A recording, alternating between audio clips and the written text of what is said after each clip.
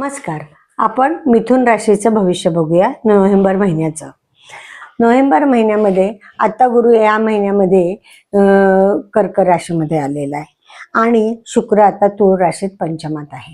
म्हणजे दोन्ही ग्रह तुम्हाला आता पॉझिटिव्ह आहे.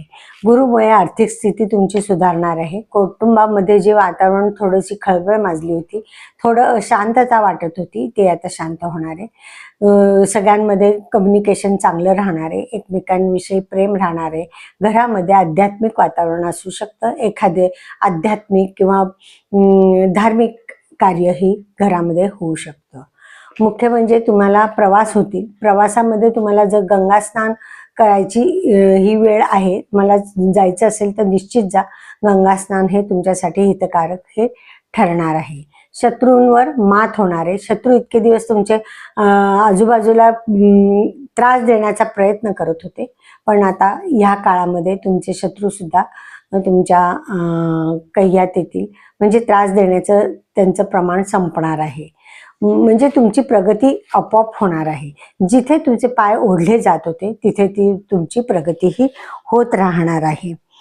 त्याच्यानंतर तुम्हाला जर महत्त्वाच्या काही परीक्षा द्यायच्या असतील, स्पर्धा परीक्षा किंवा कुठे मोठ्या काही इंटरव्ह्यूज, महत्त्वाचे इंटरव्ह्यूज, गव्हर्नमेंटसाठी काही करायचं असेल तर ह्या काळामध्ये तुम्ही सक्सेस होणार आहेत. ह्या काळामध्ये तुम्हाला चांगल्या प्रकारे जे यश पाहिजे होतं ते ह्या काळामध्ये निश्चित मिळणार आहे. खर्च वाढणार आहे, प्रवासही वाढणार आहे, पण काही गोष्टींसाठी हा कालावधी तुम्हाला अत्यंत पॉझिटिव्ह आहे. परत धाडस वाढणार आहे. स्वतःचे काम करण्याची जी कपॅसिटी आहे तीही वाढणार आहे. त्यामुळे कामामध्ये प्रगती आणि स्किल हे उत्पन्न झाल्यामुळे नोकरीमध्ये आणि व्यवसायामध्ये त्याचे फायदे तुम्हाला मिळणार आहेत. शनी जरी दशमात असला तरी सुद्धा तुम्हाला कामही मिळणार आहेत. लेट मिळतील, थोडंसं उशिरा मिळतील.